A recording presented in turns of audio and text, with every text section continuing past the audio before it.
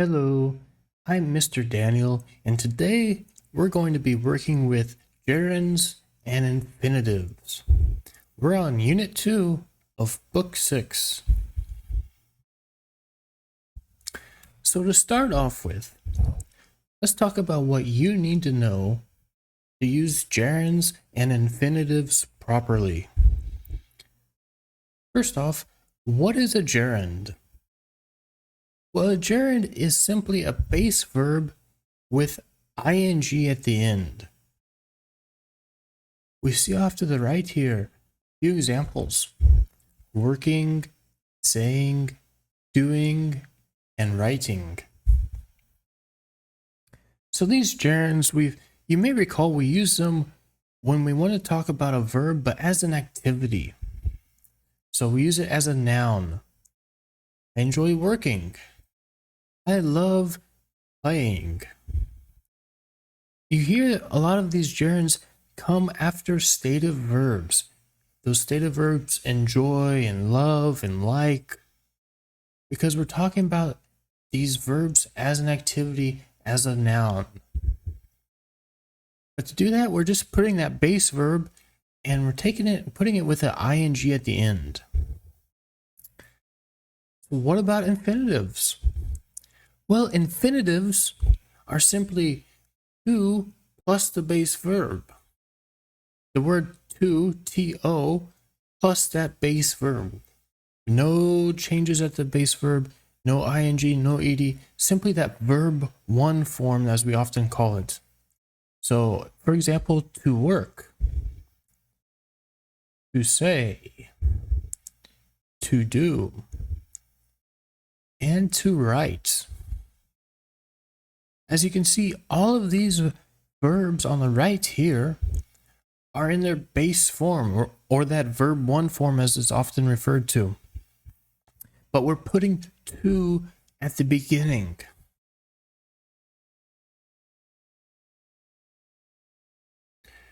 So let's look at some spelling rules that you need to know to use these properly. First spelling rule. If the base verb ends in E, take off the E and add ing. Often we just say, drop the E, put ing. So in this first example, we see the word write. Now when we use write as a gerund, we spell it W-R-I-T-I-N-G. So no E in there. Same thing with close. Close, we take off that E and spell it just with that ing. C-L-O-S-I-N-G. And of course, same thing with living. Drop that E and add ing. Now the second spelling rule. If the base verb ends in double E, E-E, just add ing. So now if we have two E's at the end of the verb, then it's okay to add ing at the end. For example, in the word see, we add ing to it to make seeing, S-E-E-I-N-G. Also in agree. Agreeing keeps those two E's. A-G-R-E-E-I-N-G. And lastly, same with guaranteeing. We see that we keep that double E structure before we put the ing. Now the third rule, if the base verb ends with a consonant plus a vowel plus a consonant, we're going to double the last consonant and add ing. Now recall that consonants are all the letters except A, E, I, O, U, and sometimes Y. So those vowels, those vowel letters, the 5 vowel letters plus sometimes Y, A, E, I, O, U, will be in the middle, kind of sandwiched between these two consonant letters. You often see in your text that we have this CVC format. Some of you might have recalled seeing this in your lecture slides, or your teacher may have used these in their notes. This is what we're talking about. We're referring to this pattern of consonant, vowel, consonant. Again, those vowels, the vowels A, E, I, O, U will be in the middle. So we're putting these vowels in the middle here. And when we do this on a base verb, and we want to add ing, we're going to double that last consonant here. So in this case, for stop, let's look at the first example, stop. Stopping, we're going to double that P because we have the pattern T-O-P. T is a C consonant, O is a vowel V, and P is a consonant C. So we see that CVC pattern in stopping. And then we put the ing at the end of stop after we double that P. Same thing with swimming. We have that WIM. That CVC pattern is there in swim. So we must double that M. Then we can add ing. The same thing for setting. We look at the word set. Well, it only has 3 letters to begin with, but all 3 of those letters are in the CVC pattern. S-E-T, consonant, vowel, consonant. So we double that last consonant, that T, before we add ing.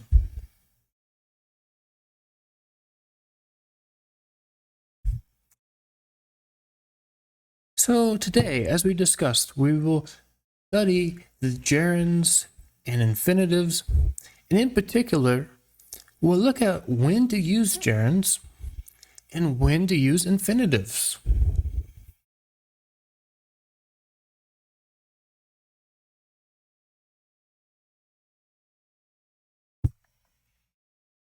So gerunds. When do we use gerunds? Well, first off, gerunds can be the subject of a sentence. So we can start off a sentence using this as a way to start it off. We can start off a sentence with the gerund. Learning English is a challenge. Texting my friends is fun. Playing video games is a cool hobby. So as we see in these 3 examples, we are starting with the gerund. And of course, the subject of a sentence does not have to come in the beginning. But in this case, for our examples, we're using the subject as the beginning of the sentence. So the 3 subjects, learning, texting, and playing, are gerunds. We see that they are verbs with ing that transition into nouns because we're using them as activities.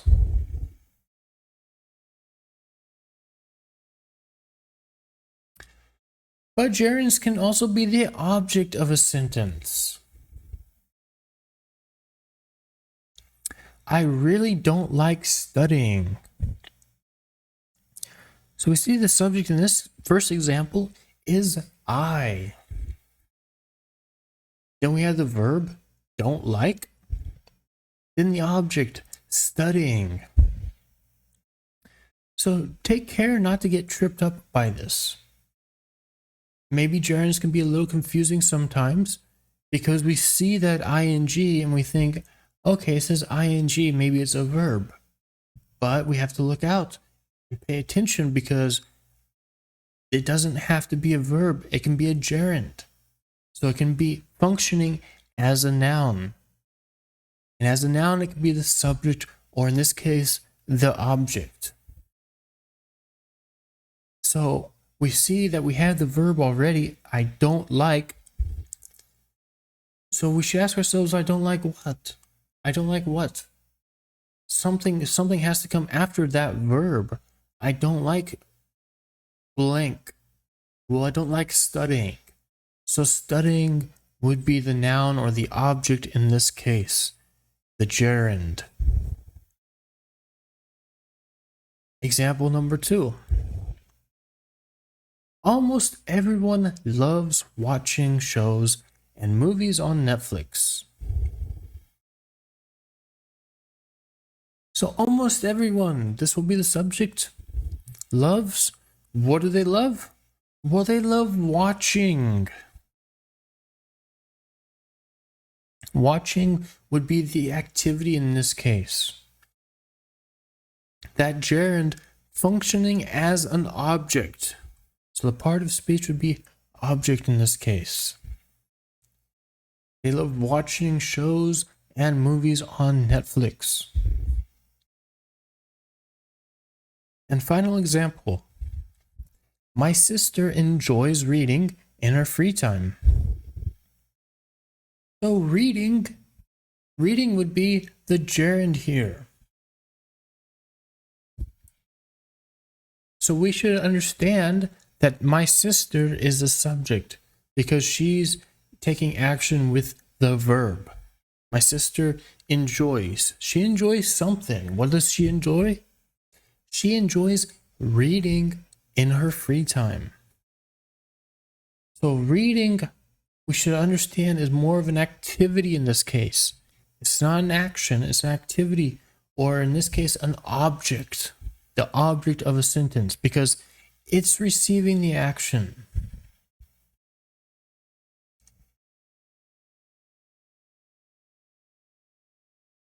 Now, when do we use gerunds? So they can come after prepositions such as for, in, of, and about.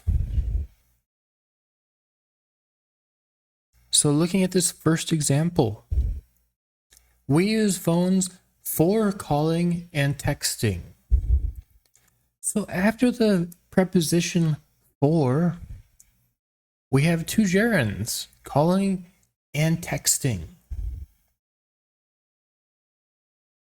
Second example, the students, sorry, there should be an S on student here. The students are interested in studying for their majors. So the students are interested in studying for their majors.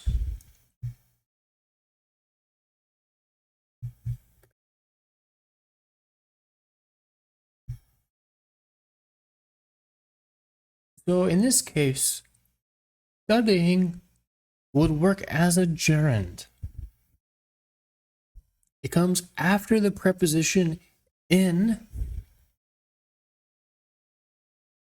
So it'd be an activity, or in this case, an object, because we have the students as the subject. They're interested in what? What are they interested in? Well, interested in studying for their majors. Third example. I am afraid of being alone in the dark. Being. The gerund form of the word to be.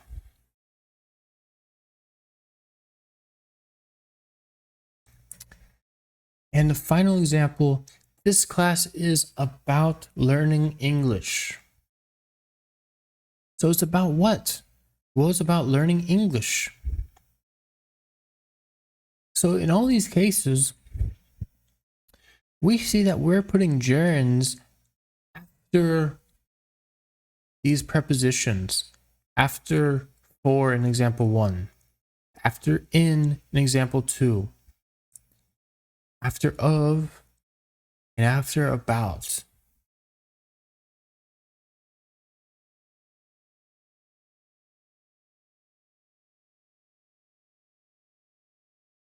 So a quick review.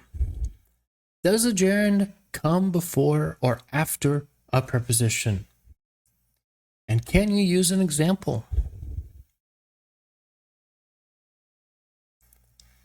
And can a gerund be the subject of a sentence? Write the answer and an example in your notebook. And can a gerund be the object of the sentence? I also want you to write this answer and an example of this in your notebook. So again, a quick review for your own self-study. Does a gerund come before or after a preposition? And can you use it as an example? And can a gerund be the subject of a sentence? Write the answer and an example in your notebook. And can a gerund be the object of the sentence? Write the answer and an example in your notebook.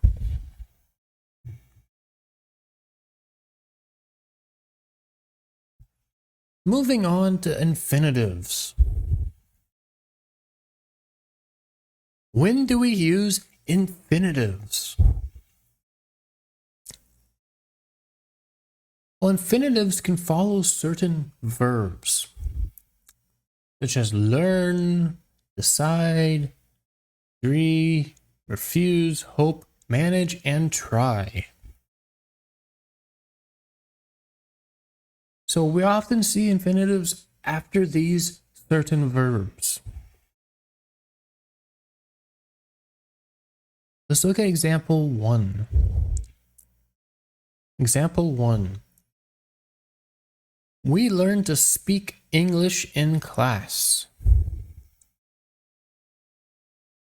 What are we learning to do? To speak English. To speak. Number 2. Some students decide to go to English Lounge every week. To go. To go follows decide. Number 3. They agreed to do their homework together. To do. My little sister refuses to clean her room. Refuses to what? Well, she refuses to clean. To clean. Number 6. I hope to be a doctor when I finish university. To be. And number 7. The student managed to finish the test before the time was over. To finish. And number 8, final example. The boy tried to help his friend in class. So again, after these key verbs, learn, decide, agree, refuse, hope, manage, and try, we see these infinitives after these certain verbs.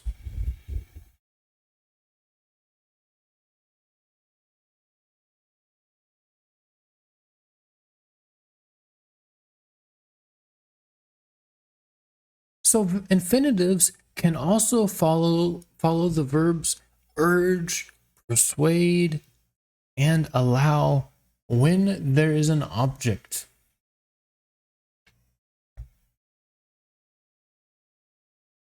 So looking at an example here, we're looking at this pattern: verb, object, infinitive.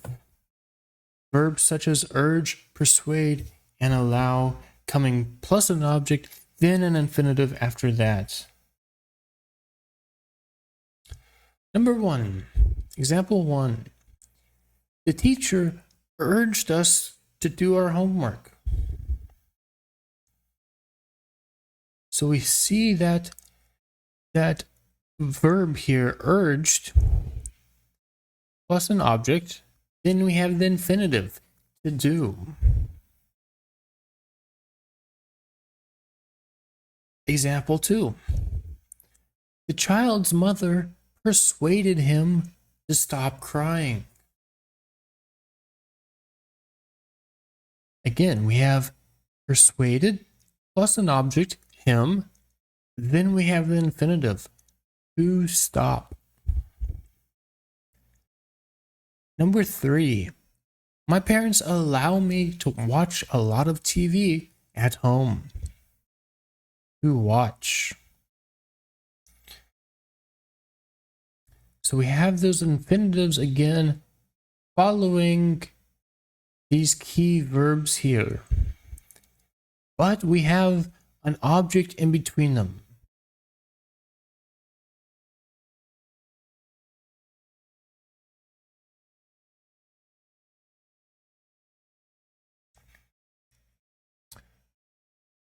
So infinitives can also follow the verbs expect, want, ask, and need. So this is simply the verb plus infinitive, or again, as we saw, the verb plus an object in between, then the infinitive, with the verbs expect, want, ask, and need. Let's look on the left here at example 1.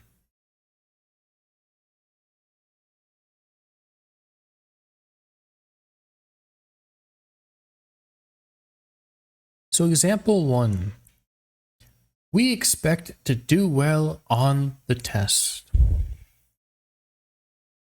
So we have expect, then we have the infinitive, to do. Example 2, I want to speak English better. To speak. Example 3, the students ask to play a game of Kahoots. And number 4, I need to relax after class. To relax. And again, on the right hand side, we have 4 examples with the verb plus the object plus infinitive. Using these verbs, expect, want, ask, and need.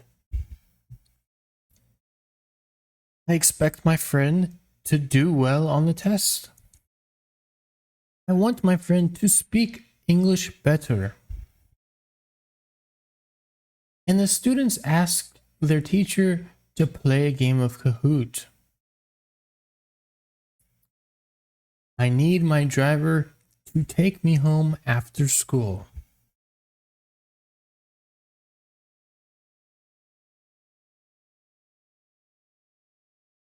Now, when do we use infinitives?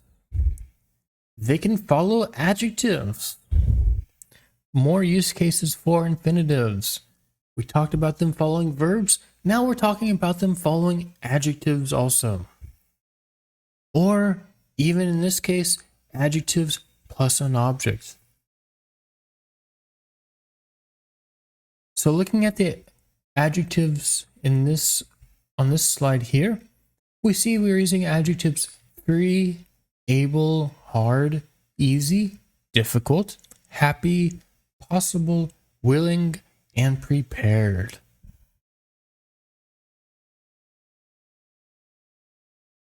So number 1, I am able to speak English and Arabic. It isn't possible to lick your elbow.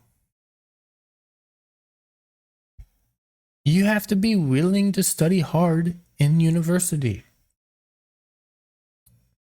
Are you prepared to take the test? So we see in these 4 examples, we have the infinitives following these adjectives.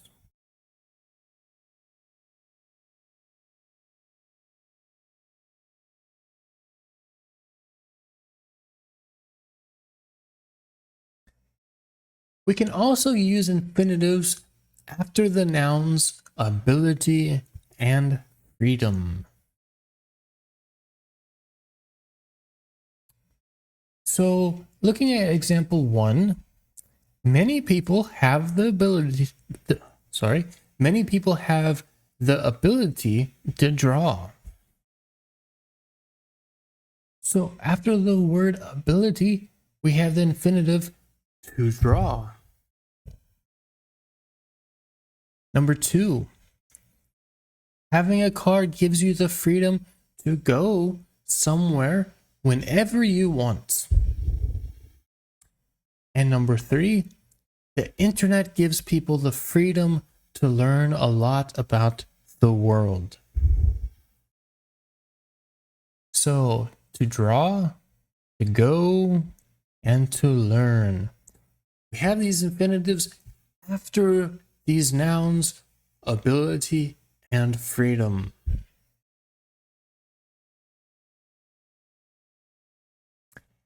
So some verbs can take a gerund or an infinitive, such as begin, continue, like, love, hate, and start. So after these verbs, we can kind of choose. It's at your discretion. Do you prefer using a gerund, or would you prefer using an infinitive? Example 1. You should continue to do your homework. Or we can say, you should continue doing your homework. In both cases, we have the same base form of the verb, do. That same meaning is here, following the word continue. It's just how do we want to express it? Do we want to express it as a gerund or an infinitive? In example 2, I like to read books. Or we can say, I like reading books. Both sentences carry the same meaning, but it's your choice which one you want to use.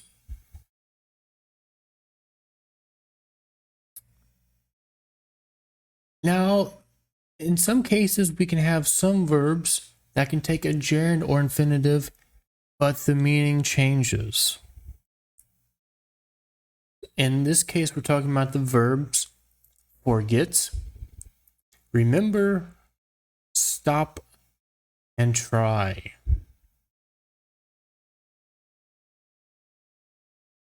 Let's look at example number 1, or sentence number 1. I never remember to do my homework. I never remember to do my homework. Now, if we look at example or sentence 2, it says, I never remember doing my homework. Now, sentence 1 means I always forget about it. I don't do my homework at all. I never do it. I never remember to do it. Sentence 2, I do my homework, but I always forget that I did it. I never remember doing it. I do it, I just don't remember. So in this case, the verb remember can be followed by an infinitive or a gerund, but the meaning changes. So we have to take care with these verbs: forget, remember, stop, and try. A few more examples. She stopped to study for the test.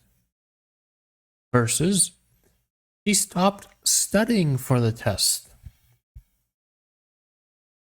The infinitive and the gerund give these sentences different meanings. In the first sentence, she stopped something that she was doing before so that she could study. She was doing something, so she stopped it, and then she decided to study. But in example 2, she stopped studying. She doesn't study. She's not doing that anymore.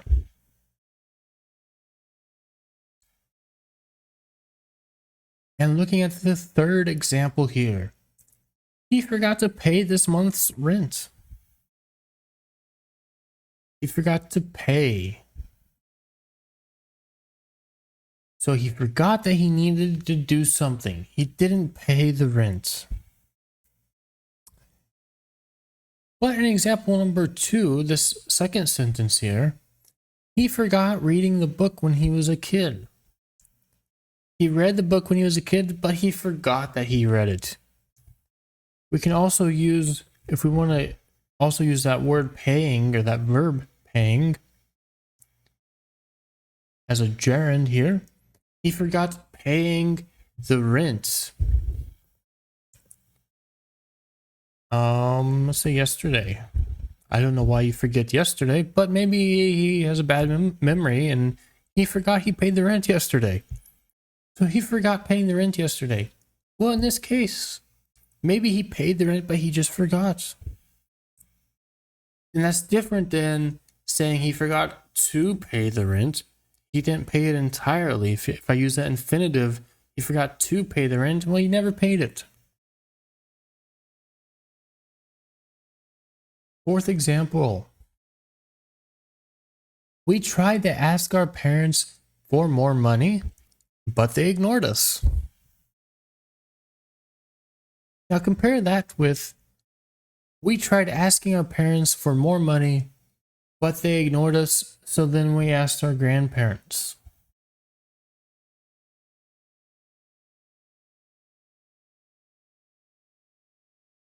So in the infinitive here, we've tried to ask our parents for more money. It implies that we weren't successful. They ignored us. We didn't get the money from them. On the second sentence, we tried asking our parents for more money. They ignored us, so we went and asked the grandparents. And the grandparents gave us all the money we needed. So the gerunds and infinitives have different meanings after certain verbs.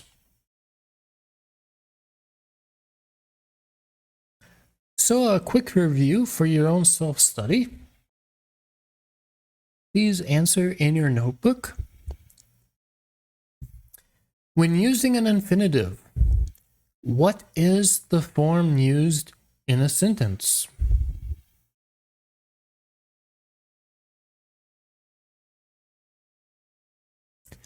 What verbs do infinitives follow?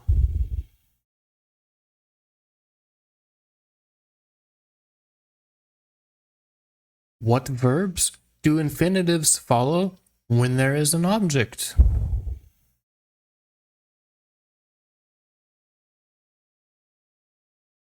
Can an infinitive follow a noun? And if so, which nouns?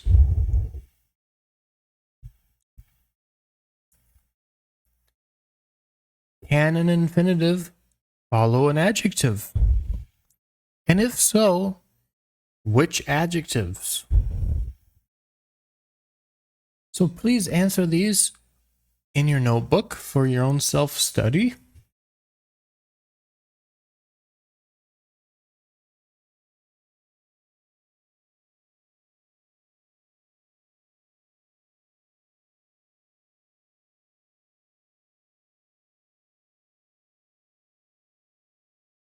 And now we will continue on with the lesson. So here are some helpful charts for you. And it might be beneficial for yourself to take a screenshot or a picture of these charts. They can definitely come in use and be useful. So the first chart, we're seeing some verbs that are followed only by infinitives. Agree, choose, decide, want, forget, and remember. Also on that first chart, we see some verbs that are followed by objects and infinitives. Allow, ask, invite, send, teach, and warn. Then on the bottom of the chart on the left, we see some verbs that are followed only by gerunds. Avoid, consider, enjoy, finish, quit, and miss.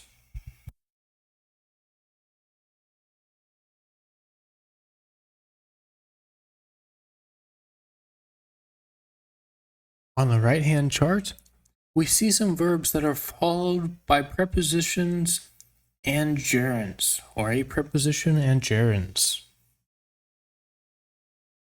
Believe in, feel like, plan on, talk about, think about, and worry about. So these verbs can be followed by a preposition and gerunds. Some verbs are followed by either infinitives or gerunds, and the meaning doesn't change. There's no change in the meaning of the sentence. Begin, continue, hate, like, love, and start. And finally, at the bottom of the right-hand chart, we see the final examples. These are verbs that are followed by either infinitives or gerunds, but there is a change in the meaning of the sentence. So if you use a gerund, the sentence will mean a different thing than if you use an infinitive. Forget, remember, stop, and try.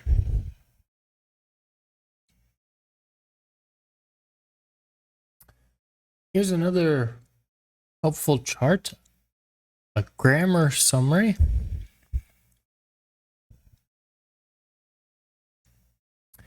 So we learned how to use gerunds as the subject and after the preposition and after these verbs: acknowledge, enjoy, hate, recall. Infinitives, we haven't learned how to use them as a subject yet. We didn't talk about them after a preposition, but we did talk about them after certain verbs and different combinations of verbs and objects, after adjectives, and after nouns. So take a moment to review these words on this chart. Maybe take a screenshot for your own use.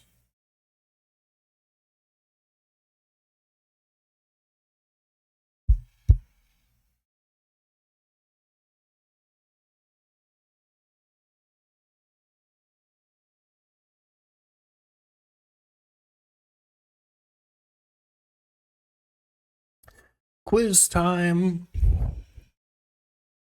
Number 1. Please answer in your notebook. Number 1. Blank, a high score is my main goal in this class.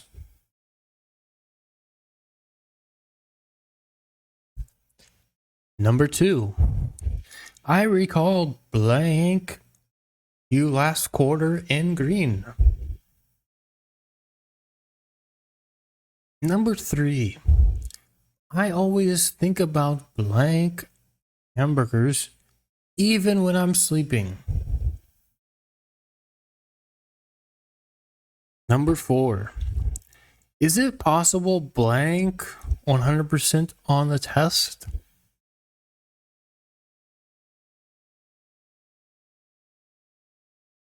Number 5. The baby was trying blank on the television.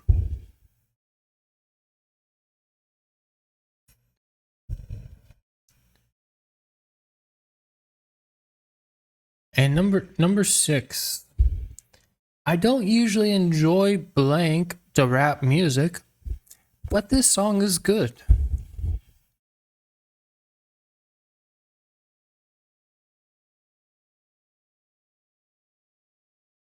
All right, let's review. Question number 1.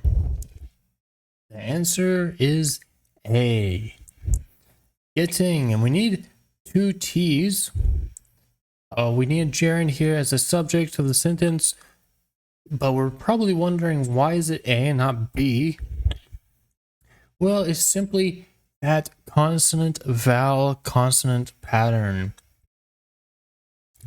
So remember we talked about this CVC pattern at the beginning of the lesson. So looking at that pattern, the G and the E and the T here, that T has to get doubled.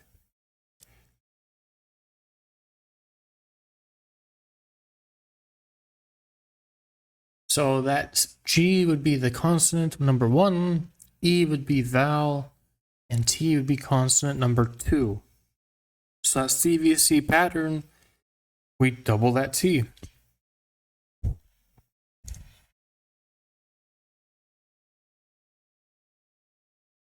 Number two, the correct answer is B, meeting. I recall meeting you last quarter in green. Why?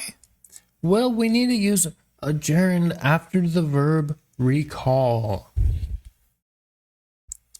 So we have to use a gerund after the verb recall, which eliminates option D.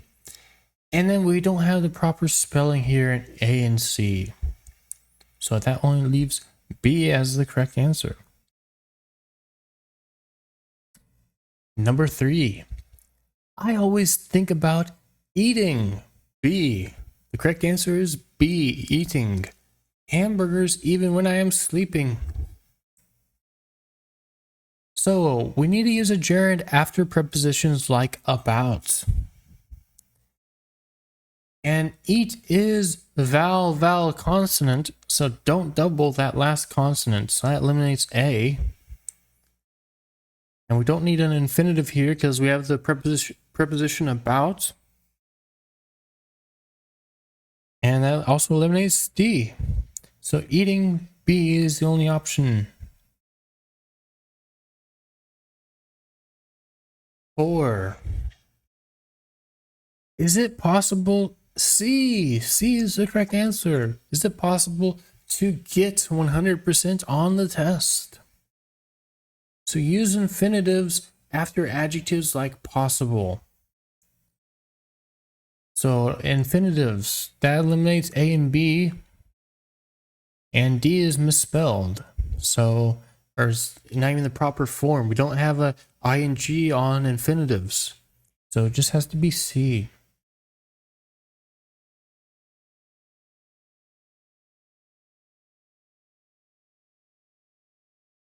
Number 5. The baby was trying.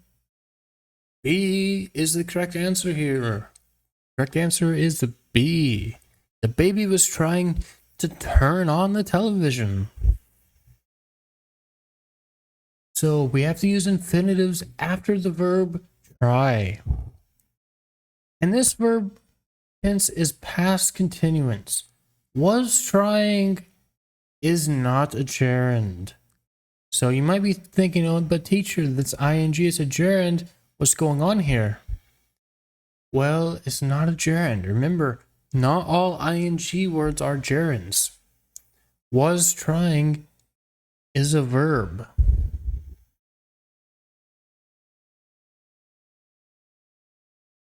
And number 6, I don't usually enjoy blank to rap music, but this song is good. A is the correct answer. A, listening. I don't usually enjoy listening to rap music, but this song is good. So we're using gerunds after the verb enjoy. Listen is a consonant, vowel, consonant spelling, but it is irregular. So we're not going to double the last consonant here. And you're probably thinking, well, we didn't talk about irregular verbs, but we have to remember it's English, so sometimes we have irregular verbs. So we do have that CVC pattern, but we're not going to double it.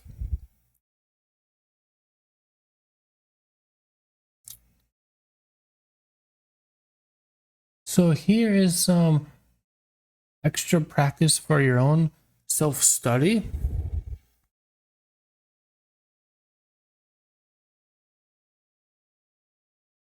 So in these cases, we should take the verb in parentheses and change it to a gerund or infinitive in this case. Whichever one fits the sentence based on the rules that we just learned during this lesson.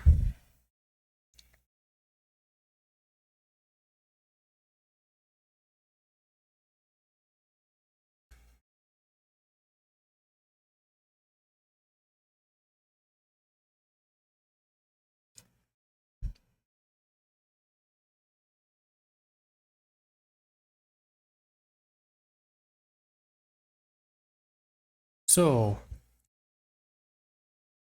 pause the video if you need to. Answer these in your notebook for self-study. And on the next slide, we do have these answers here. So again, this is for your own self-study. So try your best.